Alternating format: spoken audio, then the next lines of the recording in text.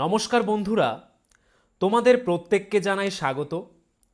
তোমাদের আসন্ন সমস্ত পরীক্ষার জন্য সাজেস্টিভ ক্লাস নিয়ে আমরা উপস্থিত হয়েছি। তো চলো আজকের ক্লাস শুরু করছি। নাগনন্দা, রত্নাবলী, প্রিয়দর্শিকা প্রভৃতি গ্রন্থ কোন সম্রাট রচনা করেন? নাগনন্দা, রত্নাবলী, প্রিয়দর্শিকা প্রভৃতি গ্রন্থ কোন সম্রাট রচনা করেন? অ্যান্সারটি হয়ে যাবে অপশন এ, হর্ষবর্ধন রচনা করেন। এবার কিছু কি পয়েন্টস লক্ষ্য করো কি রয়েছে। হিউয়েন সাং হর্ষবর্ধনের রাজত্বকালে ভারত সফর করেন। প্রিয়দর্শিকা একটি সংস্কৃত নাটক যা রাজা হর্ষবর্ধনের জন্য দায়ী। রত্নাবলী এবং নাগানন্দ হর্ষবর্ধনের অন্যান্য কাজ। হর্ষবর্ধনও ছিলেন শিক্ষা ও বিদ্যার একজন মহান প্রেমিক। পৃথিবীর প্রথম বীর কোন সম্রাটের উপাধি ছিল? অ্যান্সারটি হয়ে যাবে সমুদ্রগুপ্ত। কাকে পৃথিবীর প্রথম বীর বলা হতো? অ্যান্সারটি কিন্তু হয়ে যাবে সমুদ্রগুপ্ত। এইবার দেখো বিভিন্ন সম্রাট এবং তাদের কি উপাধি ছিল বা তারা অন্য কি নামে পরিচিত ছিল। প্রথমে কি রয়েছে? অজাতশত্রু। অজাতশত্রুর উপাধি কি ছিল? কুনিক। বিম্বিসার শ্রেণিক। মহাপদ্মনন্দ অগ্রসেন। ধননন্দ অগ্রমিজ। চন্দ্রগুপ্ত মৌর্য কি নামে পরিচিত ছিল? স্যাক্রোকোটাস ও অ্যাক্রোকোটাস। কাকে অমিত্রাঘাত বলা হতো? বিন্দুসারকে বলা হতো অমিত্রাঘাত। অশোকের উপাধি কি ছিল? প্রিয়দর্শী। দ্বিতীয় চন্দ্রগুপ্তের উপাধি কি ছিল? বিক্রমাদিত্য। কাকে বিক্রমাদিত্য বলা হতো? দ্বিতীয় চন্দ্রগুপ্তকে। হর্ষবর্ধনের উপাধি কি ছিল? শিলাদিত্য। প্রথম নরসিংহবর্মনের উপাধি কি ছিল? মহামল্ল। অমোঘ বর্ষা বীরনারায়ণ। দ্বিতীয় পুলকেশী কি উপাধি ছিল? পরমেশ্বর। প্রথম মহেন্দ্র বর্মন কি ছিল? বিচিত্রচিত্ত। চতুর্থ বিক্রমাদিত্য ত্রিভুবন এবং কি মাল্লা নামে পরিচিত ছিল। কুতুবুদ্দিন আইবক কি নামে পরিচিত ছিল? লাখ বাক্স এবং কি মালিক। তাহলে কাকে লাখ বাক্স বলা হতো? অ্যান্সারটি হয়ে যাবে কুতুবুদ্দিন আইবক। তারপর দেখো কনিষ্ক। কনিষ্ককে কি বলা হতো? দেবপুত্র। প্রথম রাজেন্দ্র চোল গঙ্গাইকোন্ড, খুব ইম্পর্টেন্ট। কাকে গঙ্গাইকোন্ড বলা হয়? প্রথম রাজেন্দ্র চোল। বাবর কি নামে পরিচিত? গাজী নামে পরিচিত ছিল। ইব্রাহিম লোদি ইব্রাহিম শাহ। শের শাহকে কি বলা হতো? হজরত এ আলা বলা হতো। কাকে? শের শাহকে। কৃষ্ণদেব রায়কে কি বলা হতো? জবনরাজ এবং কি স্থাপনাচার্য বলা হতো কৃষ্ণদেব রায়কে। নেক্সট কি রয়েছে দেখো, আয়তনের দিক থেকে ভারতের ক্ষুদ্রতম কেন্দ্রশাসিত অঞ্চল কোনটি? আয়তনের দিক থেকে ভারতের ক্ষুদ্রতম কেন্দ্রশাসিত অঞ্চল কোনটি? অ্যান্সারটি হয়ে যাবে অপশন সি, লাক্ষাদ্বীপ। আয়তনের দিক থেকে লাক্ষাদ্বীপ ভারতের সবচেয়ে ছোট কেন্দ্রশাসিত অঞ্চল। লাক্ষাদ্বীপ হল 32 বর্গ কিমি এলাকা নিয়ে ভারতের ক্ষুদ্রতম কেন্দ্রশাসিত অঞ্চল। আয়তনের দিক থেকে লাদাখ হল ভারতের বৃহত্তম কেন্দ্রশাসিত অঞ্চল। আয়তনের দিক থেকে রাজস্থান হচ্ছে ভারতের বৃহত্তম রাজ্য। আয়তনের দিক থেকে গোয়া ভারতের ক্ষুদ্রতম রাজ্য। তাহলে আয়তনের দিক থেকে ভারতের বৃহত্তম রাজ্য হচ্ছে রাজস্থান আর ক্ষুদ্রতম রাজ্য হচ্ছে গোয়া। কচ্ছ, গুজরাটের কচ্ছ হচ্ছে ভারতের বৃহত্তম জেলা। পন্ডিচেরির মাহে, পন্ডিচেরির মাহে ভারতের সবচেয়ে ছোট জেলা। তাহলে ভারতের সবচেয়ে বড় জেলার নাম কি? গুজরাটের কচ্ছ। এবং ভারতের সবচেয়ে ছোট জেলা হচ্ছে পন্ডিচেরির মাহে। তারপর দেখো কি রয়েছে, চণ্ডীগড় একটি পরিকল্পিত শহর যা পাঞ্জাব এবং হরিয়ানা রাজ্যের যৌথ রাজধানী। আন্দামান ও নিকোবর দ্বীপপুঞ্জের রাজধানীর নাম কি? Port Blair. চণ্ডীগড়ের রাজধানী কি? চণ্ডীগড়। চণ্ডীগড় হচ্ছে একটি কেন্দ্রশাসিত অঞ্চল, এর রাজধানীও কিন্তু কি? চণ্ডীগড়। দাদরা ও নগর হাভেলি এবং দমন ও দিউ এদের রাজধানী কোথায়? সিলভাসা। তারপরে দিল্লি কেন্দ্রশাসিত অঞ্চল, এর রাজধানী কোথায়? এটাও কিন্তু দিল্লিতে। জম্মু ও কাশ্মীর এর রাজধানী কোথায়? শ্রীনগর। তোমাদের আসন্ন ডাব্লিউবিপি, কেপি ক্লার্কশিপ, মিসলেনিয়াস পরীক্ষার জন্য লাস্ট মিনিট ব্রহ্মাস্ত্র সাজেশন পেতে ও 90% প্লাস হুবহু কমন পেতে হলে আমাদের স্ক্রিনে দেওয়া নাম্বারে তোমরা হোয়াটসঅ্যাপ করে নাও। ফুড এসআই প্লাস ডাব্লিউবিপি পরীক্ষায় কিন্তু আমাদের নোট থেকে আমরা 90% প্রমাণসহ কমন দিয়েছিলাম। তাই আসন্ন তোমাদের যদি যে কোনো পরীক্ষা রয়েছে 80+ জিকে টপিক সঙ্গে অঙ্ক ও বাকি সব, স্বল্প সময়ে পাশের গ্যারান্টি সাজেশন নিয়ে পাশ করতে আমাদের স্ক্রিনে দেওয়া নাম্বারে তাড়াতাড়ি হোয়াটসঅ্যাপ করে নাও। লাদাখ এর রাজধানী কোথায়? লেহ। লাক্ষাদ্বীপের রাজধানী কোথায়? কাভারত্তি। পুদুচেরির রাজধানী কোথায়? পন্ডিচেরি। এই ছিল 8টি কেন্দ্রশাসিত অঞ্চল এবং তাদের কি রাজধানীর নাম। নেক্সট, ক্লোরোফিলবিহীন একটি উদ্ভিদের নাম লেখো। ক্লোরোফিলবিহীন একটি উদ্ভিদ হলো, অ্যান্সারটি হয়ে যাবে অপশন বি, স্বর্ণলতা। স্বর্ণলতা হচ্ছে একটি ক্লোরোফিলবিহীন উদ্ভিদ। এবং ক্লোরোফিল ছাড়া আরেকটি উদ্ভিদ হচ্ছে কি? ছত্রাক। অর্থাৎ অপশনে যদি ছত্রাক থাকে ছত্রাক করবে, যদি স্বর্ণলতা থাকে স্বর্ণলতা করবে। নেক্সট, পানিপথের প্রথম যুদ্ধে কে কামান ব্যবহার করেছিল? কে পানিপথের প্রথম যুদ্ধে কামানের ব্যবহার করেছিল? অ্যান্সারটি হয়ে যাবে অপশন ডি, বাবর কামানের ব্যবহার করেছিল। পানিপথের প্রথম যুদ্ধ 1526 সালের 21শে এপ্রিল সুলতান ইব্রাহিম লোদি এবং দিল্লির বাবরের মধ্যে সংগঠিত হয়েছিল। বাবরের বাহিনী ইব্রাহিমের 1 লাখেরও বেশি সৈন্যকে পরাজিত করে। এভাবে পানিপথের প্রথম যুদ্ধের মাধ্যমে ভারতে বাহলুল লোদি প্রতিষ্ঠিত লোদি রাজবংশের অবসান ঘটে। এটি ছিল বারুদ, আগ্নেয়াস্ত্র এবং ভূমি কামান জড়িত প্রথম যুদ্ধগুলির মধ্যে একটি। এই যুদ্ধে বাবর যুদ্ধে প্রথমবারের মতো উচ্চতর যুদ্ধ পদ্ধতি ব্যবহার করেন। বাবরের বন্দুক যুদ্ধে নির্ণায়ক প্রমাণিত হয়েছিল, কারণ প্রথমত ইব্রাহিমের ভূমি কামানের অভাব ছিল, কিন্তু এছাড়াও কামানের শব্দ ইব্রাহিমের হাতিদের ভয় দেখিয়েছিল, যার ফলে হাতিরা তার নিজের লোকদের পদদলিত করেছিল। তারপর দেখো, তৃতীয় পানিপথের যুদ্ধ কবে হয়েছিল? 1761 খ্রিস্টাব্দে। কাদের মধ্যে হয়েছিল? ইংরেজ ও মারাঠাদের মধ্যে। আর কারা জয়লাভ করে? ইংরেজরা কিন্তু এই যুদ্ধে জয়লাভ করে। বক্সারের যুদ্ধ কত সালে হয়েছিল? 1964 সালে, ইংরেজ ও মীর কাসিমের মধ্যে। এখানেও কিন্তু ইংরেজরা জয়লাভ করেছিল। প্রথম ইঙ্গ মহীশূর যুদ্ধ 1766 থেকে 69 খ্রিস্টাব্দ। কাদের মধ্যে হয়েছিল? হায়দার আলী ও ইংরেজদের মধ্যে। এখানেও ইংরেজরা কি করেছিল? জয়লাভ করেছিল। দ্বিতীয় ইঙ্গ মহীশূর যুদ্ধ 1780 থেকে 84 খ্রিস্টাব্দ। হায়দার আলী ও ইংরেজদের মধ্যে হয়। এইবার কিন্তু হায়দার আলী জয়ী হয়েছিল। তৃতীয় ইঙ্গ মহীশূর যুদ্ধ 1790 থেকে 92 খ্রিস্টাব্দ। টিপু সুলতান ও ইংরেজদের মধ্যে হয়েছিল। কে জয়ী হয়েছিল? ইংরেজরা জয়ী হয়েছিল। তারপর কি রয়েছে? প্রথম ইঙ্গ মারাঠা যুদ্ধ 1775 থেকে 82 খ্রিস্টাব্দ পর্যন্ত। মারাঠা ও ওয়ারেন হেস্টিংসের মধ্যে হয়েছিল। কারা জয়লাভ করেছিল? মারাঠারা জয়লাভ করেছিল। নেক্সট, কোন যন্ত্রে বৈদ্যুতিক শক্তি যান্ত্রিক শক্তিতে রূপান্তরিত হয়? কোন যন্ত্রে বৈদ্যুতিক শক্তি যান্ত্রিক শক্তিতে রূপান্তরিত হয়? অ্যান্সারটি হয়ে যাবে অপশন বি, বৈদ্যুতিক জেনারেটরে বৈদ্যুতিক শক্তি যান্ত্রিক শক্তিতে রূপান্তরিত হয়। বৈদ্যুতিক মোটর একটি যন্ত্র যা বৈদ্যুতিক শক্তিকে যান্ত্রিক শক্তিতে রূপান্তরিত করে, তাকে বৈদ্যুতিক মোটর বলা হয়। একটি বৈদ্যুতিক মোটরের কাজের নীতি চৌম্বকীয় এবং বৈদ্যুতিক ক্ষেত্রের মিথস্ক্রিয়ার উপর কি করে? নির্ভর করে। পুলিৎজার পুরস্কারপ্রাপ্ত প্রথম ভারতীয় কে? প্রথম কোন ভারতীয় যিনি পুলিৎজার পুরস্কার পেয়েছিলেন? অ্যান্সারটি হয়ে যাবে অপশন এ, গোবিন্দ বিহারী লাল। কী হবে অ্যান্সারটি? গোবিন্দ বিহারী লাল। পুলিৎজার পুরস্কারটি কি? দেখো, মার্কিন যুক্তরাষ্ট্রের মধ্যে সংবাদপত্র, পত্রিকা এবং অনলাইন সাংবাদিকতা, সাহিত্য এবং সঙ্গীত রচনার কৃতিত্বের জন্য পুলিৎজার পুরস্কার একটি কি সম্মান। 1937 সালে গোবিন্দ বিহারী লাল বিজ্ঞানের ক্ষেত্রে তার সাংবাদিকতার জন্য এবং আরও 4 জনের সঙ্গে পুলিৎজার পুরস্কার অর্জন করেছিলেন। গোবিন্দ বিহারী লাল ছিলেন একজন ভারতীয় আমেরিকান সাংবাদিক এবং কি স্বাধীনতা কর্মী। তারপর দেখো বিভিন্ন পুরস্কার এবং কোন ক্ষেত্রে দেওয়া হয়, কত সালে চালু হয়েছিল। কি রয়েছে প্রথমে? মেজর ধ্যানচাঁদ খেলরত্ন পুরস্কার, এর পূর্ববর্তী নাম কি ছিল?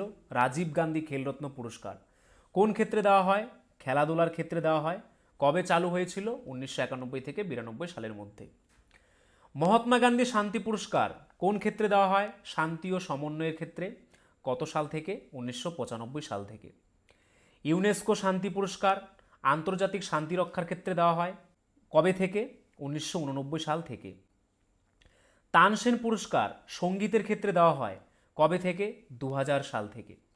ধ্যানচাঁদ পুরস্কার ক্রীড়াক্ষেত্রে আজীবন অবদানের জন্য কবে থেকে দেওয়া হয়? 2002 সাল থেকে দেওয়া হয়। নেক্সট, অ্যাবেল পুরস্কার কোন ক্ষেত্রে দেওয়া হয়? গণিতের ক্ষেত্রে। কবে থেকে দেওয়া হয়? 2003 সাল থেকে। আর্যভট্ট পুরস্কার মহাকাশবিদ্যার জনপ্রিয়তার জন্য দেওয়া হয়। সরস্বতী সম্মান কিসের জন্য দেওয়া হয়? অসামান্য সাহিত্য কর্মের জন্য দেওয়া হয়। কবে থেকে? 1991 সাল থেকে। মূর্তিদেবী পুরস্কার কোন ক্ষেত্রে দেওয়া হয়? সাহিত্যের ক্ষেত্রে দেওয়া হয়। কত সাল থেকে? 1983 সাল থেকে দেওয়া শুরু হয়। নেক্সট, এনার্জি কারেন্সি কাকে বলে? কাকে এনার্জি কারেন্সি বলা হয়? অ্যান্সারটি হয়ে যাবে অপশন সি, এটিপি। এটিপিকে এনার্জি কারেন্সি বলা হয়। কোষের শক্তির মুদ্রা এটিপি বা এর সম্পূর্ণ নাম কি? অ্যাডিনোসিন ট্রাইফসফেট নামে পরিচিত। এটিপি হলো একটি জৈব যৌগ যা বিভিন্ন ফসফেট গ্রুপ, অ্যাডেনিন এবং রাইবোজ চিনি নিয়ে গঠিত। এই অণুগুলি শরীরের বিভিন্ন জৈব রাসায়নিক প্রক্রিয়াগুলির জন্য শক্তি তৈরির জন্য দায়ী। এটিপি অণু জীবিত প্রাণীর সমস্ত কোষে উপস্থিত থাকে। নেক্সট, পশ্চিমঘাট ও পূর্বঘাট কোথায় মিলিত হয়েছে? বা পশ্চিমঘাট এবং পূর্বঘাট পর্বতের মিলিত স্থানের নাম কি?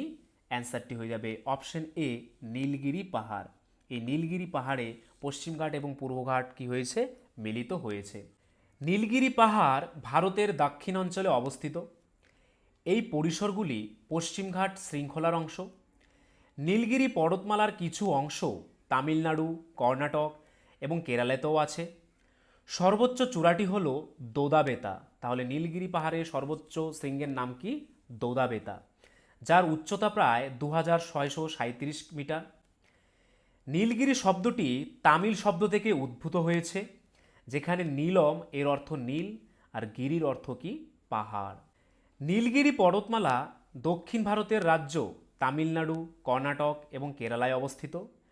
নীলগিরি পশ্চিমঘাট পর্বতমালার অংশ, যা ভারতের পশ্চিম উপকূলের সমান্তরালভাবে চলে। নেক্সট, সম্মিলিত জাতিপুঞ্জের বর্তমান মহাসচিব কে? অ্যান্সারটি হয়ে যাবে অপশন ডি, আন্তোনিও গুতেরেস হচ্ছে সম্মিলিত জাতিপুঞ্জের বর্তমান মহাসচিব। জাতিসংঘের বর্তমান মহাসচিব হিসেবে পর্তুগালের নাগরিক আন্তোনিও গুতেরেস 1 জানুয়ারি 2017 সালে দায়িত্বভার গ্রহণ করেন। নেক্সট, বঙ্কিমচন্দ্র চট্টোপাধ্যায়ের প্রথম উপন্যাস কোনটি? বঙ্কিমচন্দ্র চট্টোপাধ্যায়ের প্রথম উপন্যাস কোনটি? অ্যান্সারটি হয়ে যাবে অপশন সি, দুর্গেশ নন্দিনী হচ্ছে বঙ্কিমচন্দ্র চট্টোপাধ্যায়ের প্রথম উপন্যাস। বঙ্কিমচন্দ্র চট্টোপাধ্যায়ের প্রথম উপন্যাস দুর্গেশ নন্দিনী 1865 সালে যেটি রচিত হয়েছিল। এটি বাংলা সাহিত্যের প্রথম সার্থক উপন্যাস। কপালকুণ্ডলা তার রচিত দ্বিতীয় উপন্যাস। আনন্দমঠ উপন্যাসটি প্রকাশিত হয় কত সালে? 1882 সালে। পরবর্তী প্রশ্ন, পাখির উড়া পর্যবেক্ষণ করে কে উড়োজাহাজের মডেল তৈরি করেছিলেন? পাখির উড়াকে পর্যবেক্ষণ করে কে উড়োজাহাজের মডেল তৈরি করেছিলেন? অ্যান্সারটি হয়ে যাবে option B, Leonardo da Vinci উড়োজাহাজের মডেল তৈরি করেছিলেন। নেক্সট, বাংলার সর্বপ্রথম সার্বভৌম নরপতিকে? বাংলার সর্বপ্রথম সার্বভৌম নরপতি হচ্ছে শশাঙ্ক। কী হবে অ্যান্সারটি? শশাঙ্ক। শশাঙ্ক প্রথম বাঙালি সম্রাট ও প্রথম স্বাধীন বাঙালির নৃপতি। তিনি মোটামুটিভাবে 590 থেকে 625 খ্রিস্টাব্দের মধ্যে রাজত্ব করেন।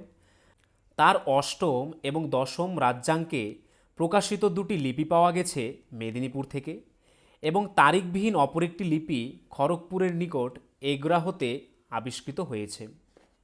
নেক্সট, কে সর্বকালের কনিষ্ঠতম দাবা গ্র্যান্ডমাস্টার হয়েছেন? কে সর্বকালের কনিষ্ঠতম দাবা গ্র্যান্ডমাস্টার হয়েছেন? অ্যান্সারটি হয়ে যাবে অপশন সি, অভিমন্যু মিশ্র। কী হবে অ্যান্সারটি? অভিমন্যু মিশ্র। ভারতীয় আমেরিকান অভিমন্যু মিশ্র বিশ্বের সর্বকালের কনিষ্ঠতম দাবা গ্র্যান্ডমাস্টার হয়েছেন। 12 বছর 4 মাস এবং 25 দিনে তিনি 2002 সালে এই খেতাব অর্জনকারী। 12 বছর 7 মাস বয়সী সের্গেই কারজাকিনের দীর্ঘকালীন রেকর্ডটি ভেঙে ফেলেছেন। নেক্সট, পশ্চিমবঙ্গের প্রথম দাবা গ্র্যান্ডমাস্টারকে? দিব্যেন্দু বড়ুয়া হচ্ছে পশ্চিমবঙ্গের প্রথম দাবা গ্র্যান্ডমাস্টার। তামিলনাড়ুর শ্যাম নিখিল ভারতের 85তম দাবা গ্র্যান্ডমাস্টার হয়েছেন। নেক্সট, ব্রহ্মপুত্র নদী যে নামে ভারতে প্রবেশ করেছে সেটি কি? বা ব্রহ্মপুত্র নদী কোন নামে ভারতে প্রবেশ করেছে? অ্যান্সারটি হয়ে যাবে অপশন সি, দিহাং বা সিয়াং নামে ভারতে প্রবেশ করেছে। চীন দেশে ব্রহ্মপুত্রকে ইয়ারলুং সাংপো অথবা ইয়ারলুং জাংপো ব্রহ্মপুত্র নামে পরিচিত হয়ে ভারতের অরুণাচল প্রদেশে প্রবেশ করলে সেখানে তাকে কি বলা হয়? সিয়াং বলা হয়। তারপর আসামের ওপর দিয়ে দিহাং নামে বয়ে যাবার সময় এতে দিবং এবং লোহিত নামে আরও দুটি বড় নদী যোগ দেয় এবং তখন সমতলে এসে চওড়া হয়ে এর নাম হয় কি? ব্রহ্মপুত্র। নেক্সট, ভৌত জগতে যা কিছু পরিমাপ করা যায় তাকে কি বলে? ভৌত জগতে যা কিছু পরিমাপ করা যায় তাকে কি বলা হয়? অ্যান্সারটি হয়ে যাবে অপশন সি, রাশি বলা হয়। এই ভৌত জগতে যা কিছু পরিমাপ করা হয় তাকে আমরা রাশি বলি। যেমন কি কি? দৈর্ঘ্য, ভর, সময়, বল ইত্যাদি রাশি। কেননা এদেরকে কি করা হয়? এদেরকে পরিমাপ করা যায়, তাই এরা কি? রাশি। নেক্সট, মানবদেহের সুষুম্নাকাণ্ডের দৈর্ঘ্য কত? মানবদেহের সুষুম্নাকাণ্ডের দৈর্ঘ্য কত? অ্যান্সারটি হয়ে যাবে অপশন এ, 45 সেমি। মানবদেহের সুষুম্নাকাণ্ডের দৈর্ঘ্য হচ্ছে 45 সেমি। এটি প্রায় 45 সেমি অথবা 18 ইঞ্চি লম্বা, প্রাপ্তবয়স্ক পুরুষদের মধ্যে দীর্ঘ এবং প্রায় 43 সেমি বা 17 ইঞ্চি প্রাপ্তবয়স্ক মহিলাদের মধ্যে দীর্ঘ। নেক্সট, কে ফার্সি ভাষায় রামায়ণ রচনা করেন? কে ফার্সি ভাষায় রামায়ণ রচনা করেন? অ্যান্সারটি হয়ে যাবে অপশন বি, বাদাউনি বা বাদাউনি ফার্সি ভাষায় রামায়ণ রচনা করেন। বাদাউনি, যিনি আব্দুল কাদির বাদাউনি নামেও পরিচিত, ছিলেন একজন পারস্য ইতিহাসবিদ এবং অনুবাদক। তিনি হিন্দু মহাকাব্য রামায়ণকে ফার্সি ভাষায় অনুবাদ করার জন্য পরিচিত। Ralph T. H.. গ্রিফিথ, যিনি রামায়ণের প্রথম সম্পূর্ণ ইংরেজি অনুবাদ লিখেছিলেন। নেক্সট, কাকে বাংলাদেশের জাতীয় কবি বলা হয়? বাংলাদেশের জাতীয় কবি কাকে বলা হয়? অ্যান্সারটি হয়ে যাবে অপশন বি, কাজী নজরুল ইসলামকে বাংলাদেশের জাতীয় কবি বলা হয়। বাংলাদেশের জাতীয় কবি কাজী নজরুল ইসলাম, তিনি 1999 সালে চুরুলিয়া গ্রামে জন্মগ্রহণ করেন। 1976 সালে মৃত্যুবরণ করে। তাকে বিদ্রোহ কবিও বলা হয়ে থাকে। কবি জসীমউদ্দীনকে পল্লী কবি বলা হয়। কোন কবিকে পল্লী কবি বলা হয়? কবি জসীমউদ্দীনকে। আর রবীন্দ্রনাথ ঠাকুরকে কি বলা হয়? বিশ্বকবি বলা হয়। নেক্সট, ভারতের দ্বিতীয় দীর্ঘতম নদী অববাহিকা কোনটি? ভারতের দ্বিতীয় দীর্ঘতম নদী অববাহিকা কোনটি? অ্যান্সারটি হয়ে যাবে অপশন সি, গোদাবরী অববাহিকা হচ্ছে ভারতের দ্বিতীয় দীর্ঘতম নদী অববাহিকা। গোদাবরী হল গঙ্গার পর ভারতের দ্বিতীয় দীর্ঘতম নদী। গোদাবরী মহারাষ্ট্রের ত্রিম্বকেশ্বর থেকে উৎপত্তি হয়েছে। এটি মহারাষ্ট্র, তেলেঙ্গানা, অন্ধ্রপ্রদেশ, ছত্তিশগড়, উড়িষ্যা রাজ্যের ওপর দিয়ে প্রবাহিত হয়েছে। অবশেষে উপদ্বীপীয় অঞ্চলের বিস্তৃত নেটওয়ার্কের মাধ্যমে বঙ্গোপসাগরে পতিত হয়েছে। পরবর্তী প্রশ্ন, মুম্বাইয়ে স্থানান্তরের আগে আরবিআইয়ের সদর দপ্তর কোথায় ছিল? মুম্বাইয়ে স্থানান্তরের আগে আরবিআইয়ের সদর দপ্তর কোথায় ছিল? অ্যান্সারটি হয়ে যাবে অপশন এ, কলকাতা। তাহলে মুম্বাইয়ের আগে আরবিআইয়ের সদর দপ্তর কোথায় ছিল? কলকাতা। তারপরেই কিন্তু সেটাকে স্থানান্তর করে কোথায় নেওয়া হয়? মুম্বাইতে নেওয়া হয়।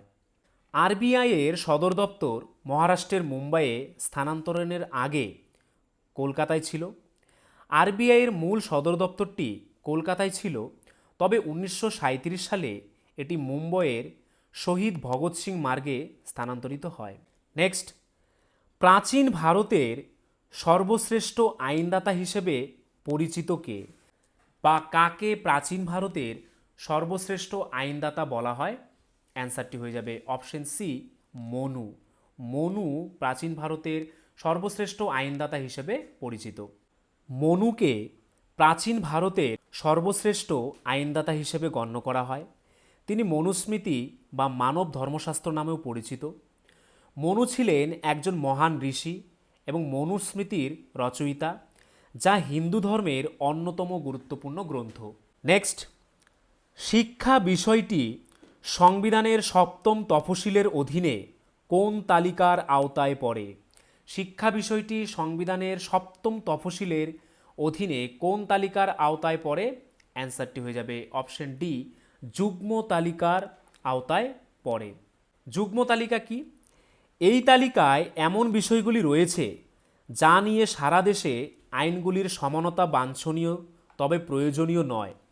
এই তালিকায় বর্তমানে ফৌজদারি আইন ও পদ্ধতি, শিক্ষা, দেওয়ানি বিধি, বিবাহ ও বিবাহ বিচ্ছেদ, জনসংখ্যা নিয়ন্ত্রণ এবং পরিবার পরিকল্পনা, বিদ্যুৎ, অর্থনৈতিক ও সামাজিক পরিকল্পনা ইত্যাদির মতো 52টি কি রয়েছে? বিষয় রয়েছে এই যুগ্ম তালিকাতে।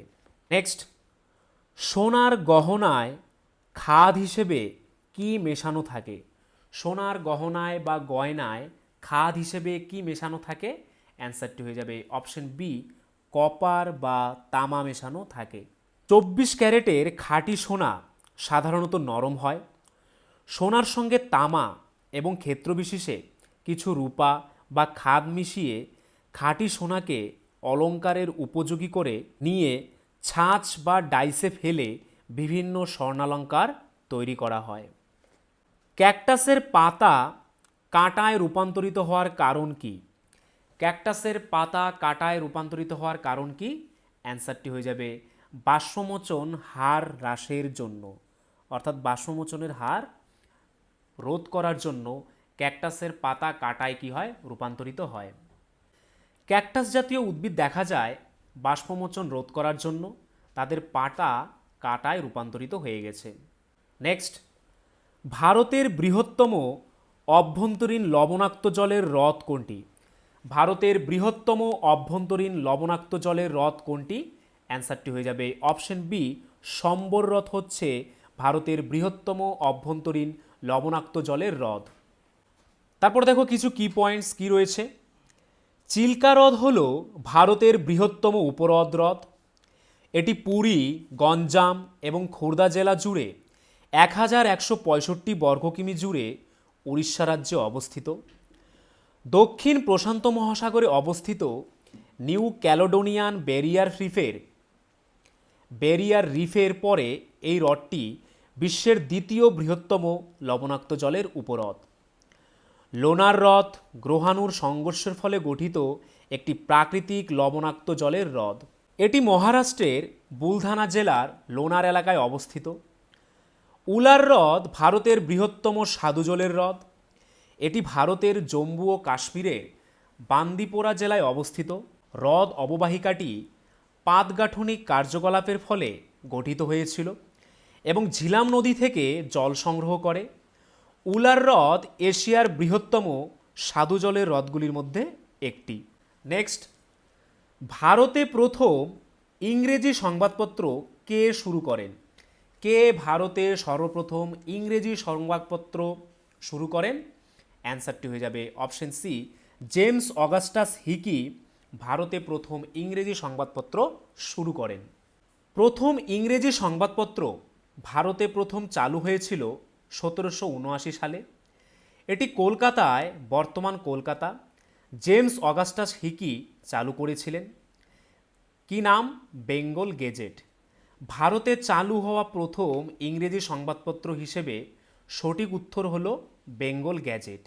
এটি 1779 সালে কলকাতায় চালু হয়। নেক্সট, কোন অ্যাসিডকে শক্তিশালী জল বা স্ট্রং ওয়াটার বলা হয়? কোন অ্যাসিডকে স্ট্রং ওয়াটার বলা হয়? অ্যান্সারটি হয়ে যাবে অপশন সি HNO3। HNO3 অর্থাৎ নাইট্রিক অ্যাসিডকে শক্তিশালী জল বা স্ট্রং ওয়াটার বলা হয়। নেক্সট, মূত্রের একটি অস্বাভাবিক উপাদান হলো, মূত্রের একটি অস্বাভাবিক উপাদান কি? অ্যান্সারটি হয়ে যাবে গ্লুকোজ। গ্লুকোজ হচ্ছে মূত্রের একটি অস্বাভাবিক উপাদান। মূত্রের অস্বাভাবিক উপাদানগুলি হলো গ্লুকোজ, প্রোটিন, রক্ত, পুজ, কিটোন বডি, বিভিন্ন প্রকার রঞ্জক পদার্থ ইত্যাদি। এই সমস্তগুলি উপস্থিত থাকলে উপাদান অনুযায়ী বিভিন্ন ধরনের অবস্থার সৃষ্টি হয়, যেমন গ্লুকোসুরিয়া, প্রোটিনুরিয়া, হিমাচুরিয়া, কিটোনুরিয়া, বিলিরুবিনিয়া ইত্যাদি। নেক্সট, জাতীয় সঙ্গীতের থিম জনগণ মন গাওয়ার সঠিক সময় কত? জাতীয় সঙ্গীতের থিম জনগণ মন গাওয়ার সঠিক সময় কত?